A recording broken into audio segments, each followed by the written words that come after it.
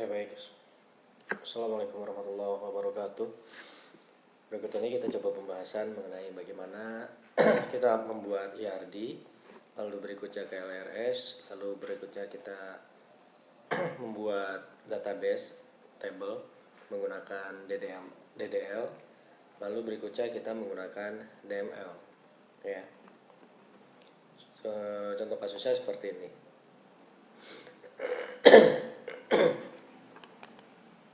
Ya, sebuah puskesmas mempunyai beberapa dokter. Masing-masing dokter menangani banyak pasien. Sebelum diperiksa oleh dokter, pasien harus mendaftar ke bagian administrasi untuk menyerahkan data diri, mendapatkan nomor antrean, dan membayar biaya pendaftaran. Data pasien yang didapat di bagian administrasi akan diberikan ke dokter yang bertugas. Setelah nomor antrean dipanggil, pasien akan diperiksa oleh dokter. Setelah pasien selesai diperiksa, dokter akan membuat resep obat yang akan diserahkan ke apotek. Kemudian pasien mengambil obat dan membayarnya ke apotek. Ini studi kasusnya, dan ini pun narasi yang akan teman-teman buat berdasarkan tema yang telah diangkat. Lalu dari narasi yang telah dibuat, langkah selanjutnya adalah teman-teman menentukan di sini mana yang menjadi entitasnya. Ketika kita berbicara entitas, maka teman-teman tentukan entitas tersebut bisa orang, bisa benda, bisa alat. Yang pasti ketika berbicara entitas, dia akan menggunakan kata benda. Contoh kasus di sini kita ambil saja entitasnya adalah dokter, ada pasien, ada administrasi, ada apotek. Setelah ini kita buat tabel keputusan. Kita punya pasien, petugas administrasi, dokter, apotek. Kita bikin per baris dan juga bikin per kolom. Lalu dari sini berikutnya kita tentukan pasien terhadap pasien, ya kita kosongkan karena terhadap dirinya sendiri dia tidak melakukan aktivitas apa-apa. Berikutnya pasien terhadap petugas administrasi ngapain? Dia mendaftar. Pasien terhadap dokter dia ngapain? Dia nanti diperiksa. Pasien terhadap apotek dia akan mengambil obatnya. Lalu petugas administrasi terhadap pasien dia ngapain? Melayani. Apa yang dilayani? Pendaftaran dan seterusnya. Kita buat tabel keputusan demikian. Oke. Setelah membuat tabel keputusan, langkah berikutnya teman-teman membuat entitas untuk merancang IRD. Entitas siapa aja? Tadi kita sudah punya pasien, petugas administrasi, dokter, dan juga apotek. Maka kita buat seperti ini. Kita punya pasien, kita punya petugas administrasi, ya. Lalu kita punya dokter, kita juga punya apotek. Nah, langkah berikutnya setelah entitas ini dibuat, teman-teman menghubungkan apa hubungannya pasien terhadap petugas administrasi. Dari tabel yang tadi sudah kita buat, maka pasien terhadap petugas administrasi tugasnya adalah mendaftar. Lalu petugas administrasi terhadap dokter dia ngapain? Memberikan data. Dokter terhadap apotek dia ngapain? Menyerahkan resep. Dokter terhadap pasien dia ngapain? Dia memeriksa. Apotek terhadap pasien dia ngapain? Menyerahkan obat.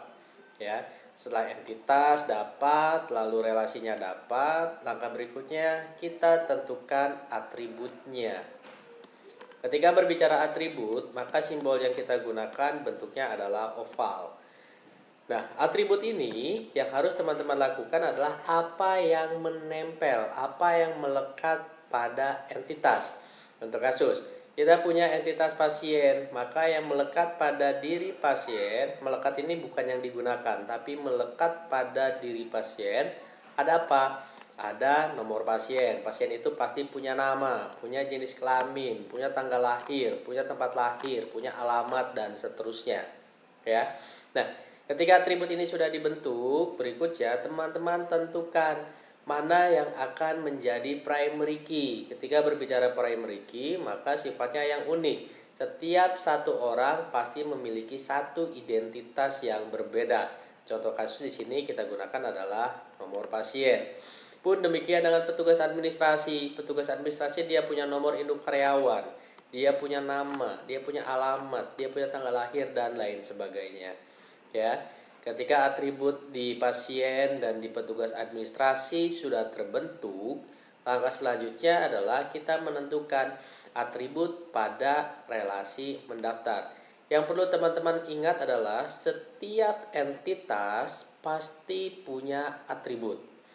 Namun tidak demikian dengan relasi. Setiap relasi itu belum tentu punya atribut. Nah, contoh kasus di sini, kita pasien dengan petugas administrasi direlasikan dengan mendaftar, dia punya atribut. Cara mudahnya untuk menentukan atribut di dalam relasi, maka kita ambil primary key pada petugas administrasi, kita pindahkan sini. Lalu berikutnya primary key pada pasien kita pindahkan ke sini. Maka ini nanti yang akan menjadi foreign key. Ya. Lalu berikutnya, apakah di relasi ini nanti punya primary key? Kita lihat ketika si pasien mendaftar, maka dia akan mendapat satu nomor unik.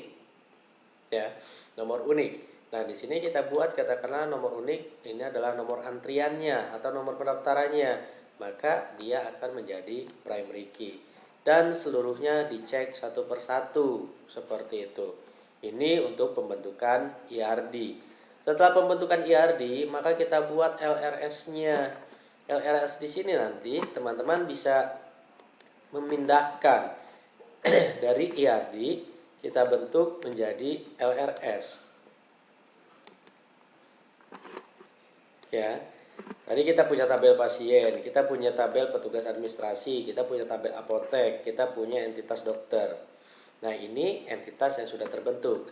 Lalu kita punya nomor pasien, kita punya nama, jenis kelamin, tanggal lahir, alamat, tempat lahir. Ini tadi yang sudah kita bentuk di dalam atribut pada masing-masing entitas. Lalu karena nomor pasien tadi adalah sebagai primary key, di sini kita simbolkan dulu sebagai asterisk. Ya. Semuanya pun sama. Setelah itu, karena tadi kita contohnya adalah relasi mendaftar.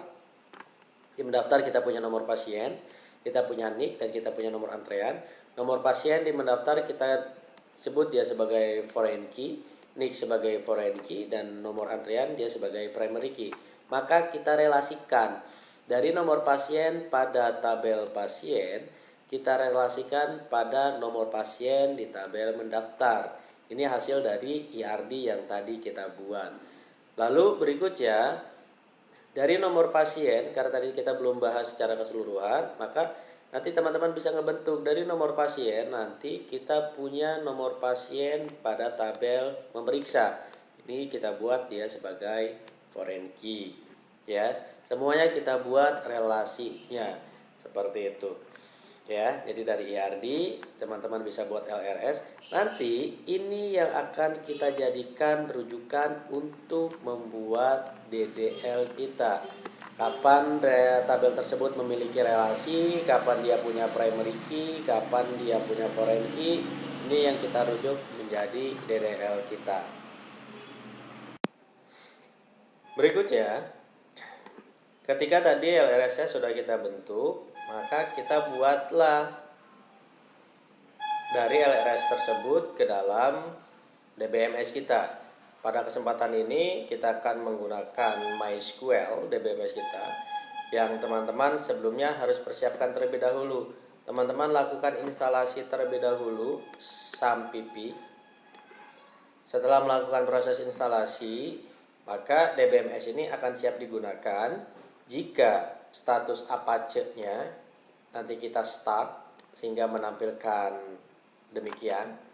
Pun demikian dengan MySQL ya, kita start sehingga mendapatkan port default 3306. Nah, setelah ini teman-teman sudah lakukan, SAMPP-nya sudah jalankan di control panel ya. Lalu berikutnya teman-teman jalankan di localhost.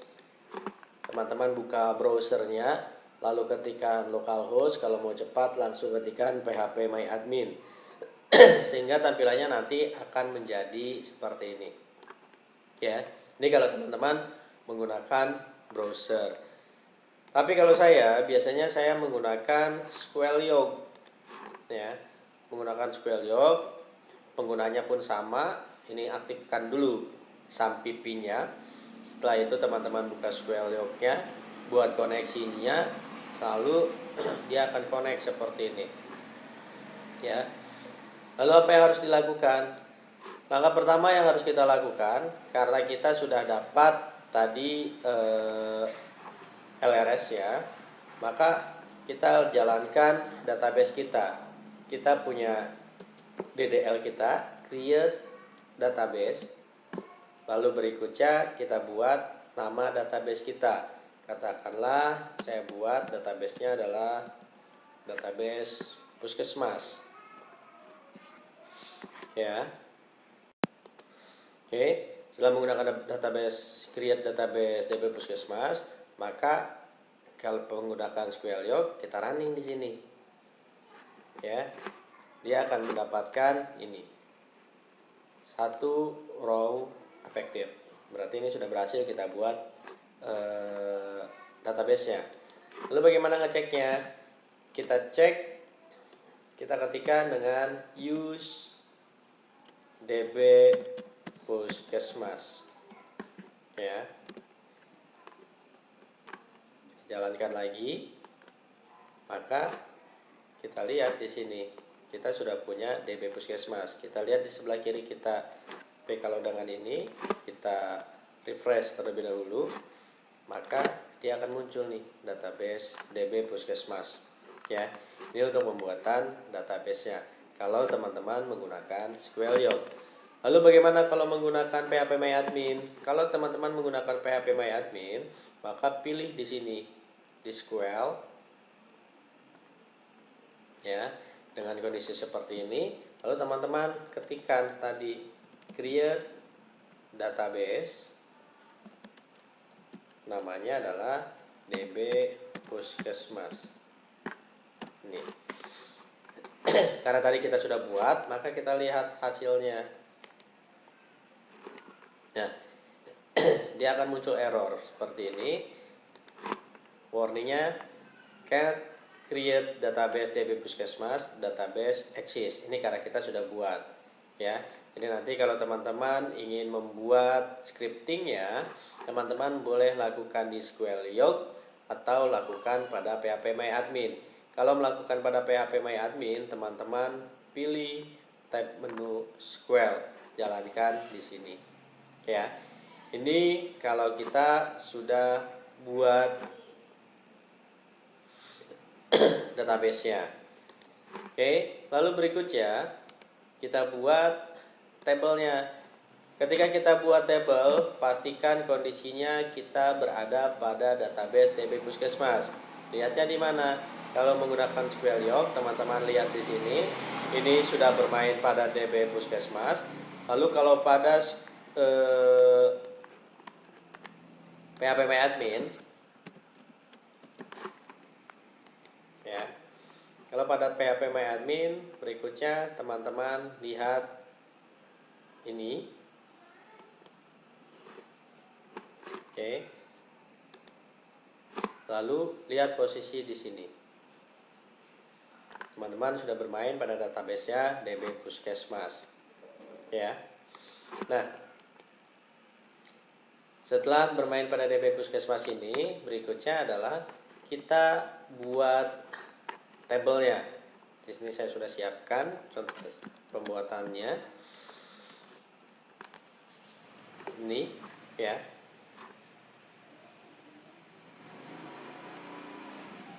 Oke. Nah, di sini teman-teman lihat lagi tadi LRS yang sudah dibuat. Kita create table pasien. Tadi di tabel kita sudah punya LRS-nya. Oke, saya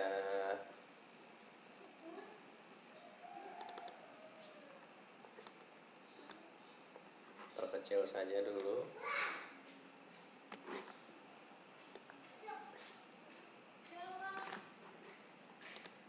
Kita sandingkan dengan CLRS-nya.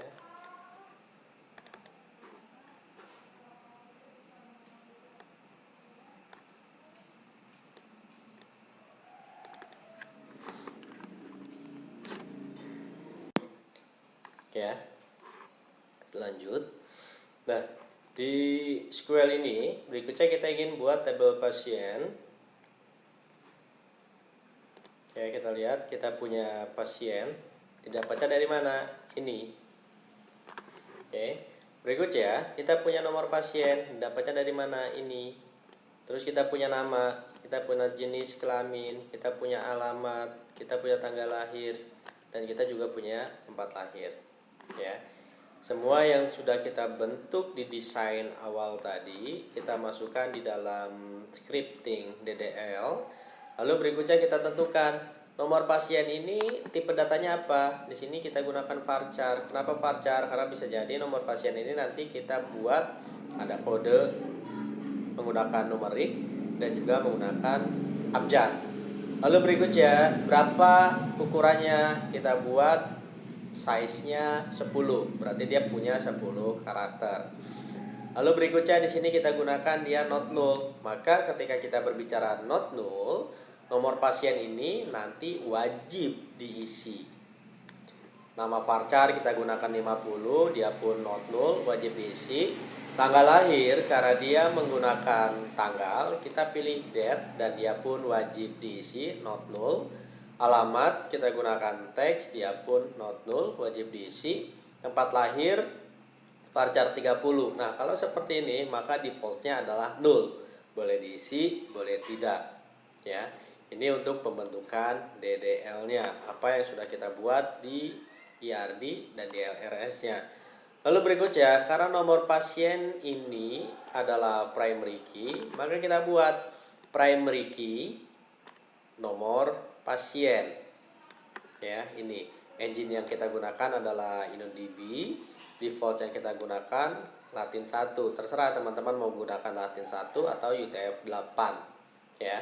Ketika berbicara UTF-8, maka teman-teman boleh mengisi kayak tulisan Cina, tulisan Arab, itu bisa dilakukan. Ya. Ini baru sebatas membuat tabelnya saja. Ya, kita sudah punya petugas admin, kita punya apotek. Silakan teman-teman buat berikutnya bagaimana cara membuat petugas admin. Caranya sama seperti ini. Ini baru sebatas membuat tabelnya, belum kita relasikan ke sini. Ya.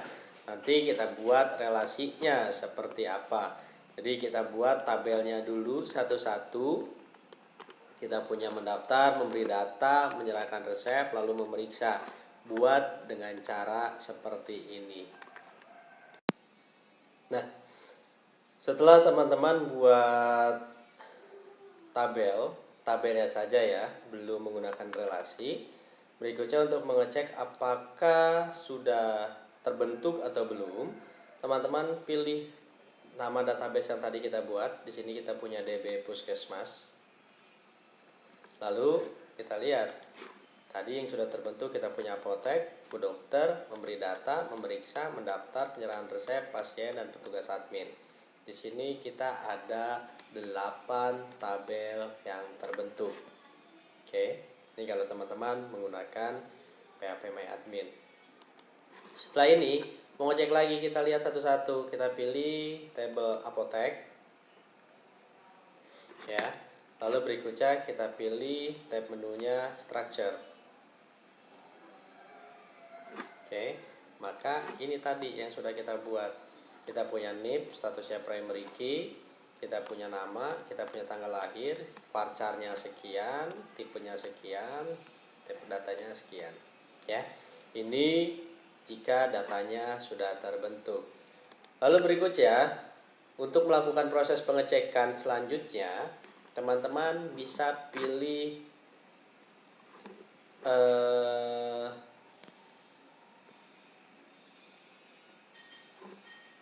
relation view.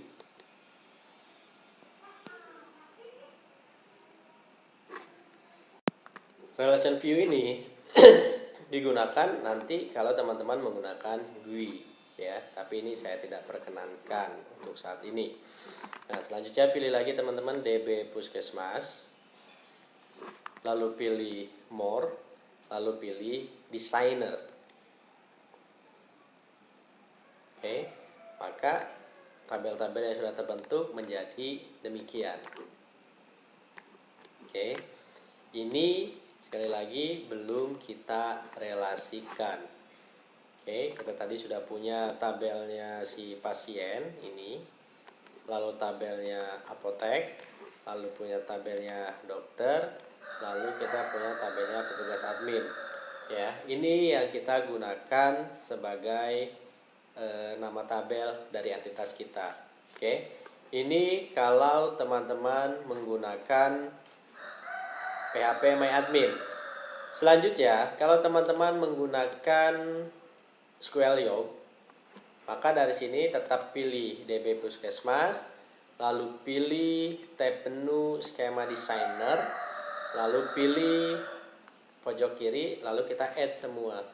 Maka akan terbentuk seperti ini, sama sebenarnya antara SQL Yoke dengan PHP MyAdmin. SQL Yoke hanya bantuannya saja.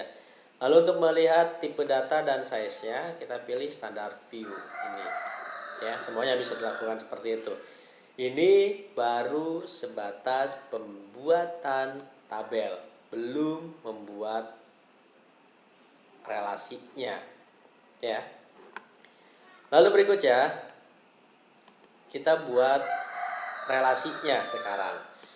Kebetulan saya juga sudah buat. Yang kita pilih pertama adalah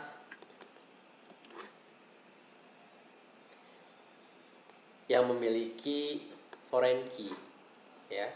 Itu yang pertama harus kita lakukan, yang memiliki foreign key. Lalu kita lihat di sini.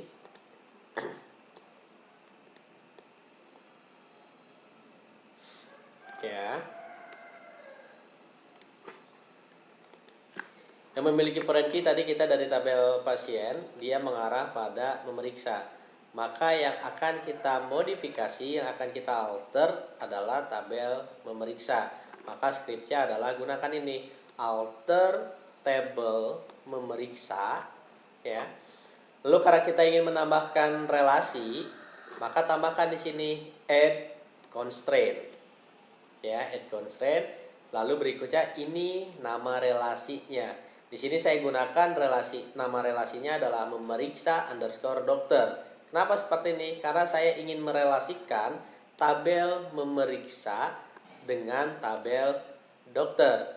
Lalu nanti di bawahnya saya juga punya memeriksa pasien. Maka tabel memeriksa nanti akan direlasikan ke tabel pasien. Ini hanya sebatas penamaannya saja. Lalu berikutnya, karena kita awalannya mengambil dari tabel memeriksa, maka kita pilih mana yang menjadi foreign key-nya. Ya, mana yang menjadi foreign key-nya. Di sini karena kita relasikan memeriksa dengan dokter, foreign key-nya ada pada nomor induk dokter, NID. Ya, NID yang pertama ini adalah foreign key.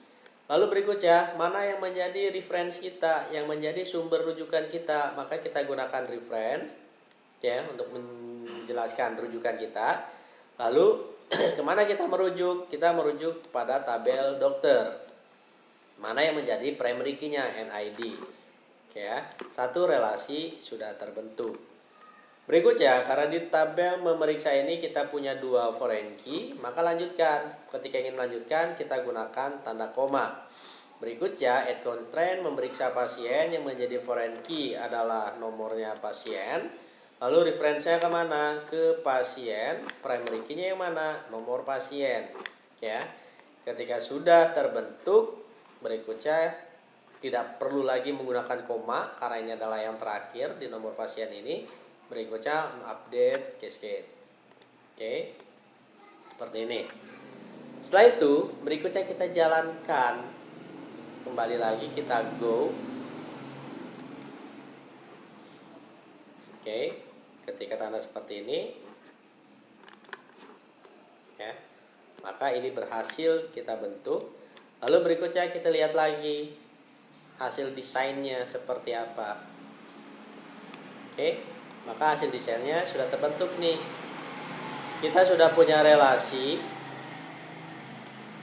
memeriksa ke dokter, memeriksa terhadap pasien. Lihat, kita sudah punya garis relasinya. Ya. Maka berikutnya lanjutkan teman-teman sesuai dengan desain contoh ini sebelum teman-teman melanjutkan ke tema yang sudah ditentukan. Oke, lalu berikutnya setelah ini terbentuk, apa manfaatnya? Nah, ketika teman-teman sudah memiliki relasi demikian, maka nanti kita nggak bisa sembarangan untuk menambahkan data. Kita juga nggak bisa sembarangan untuk menghapus data.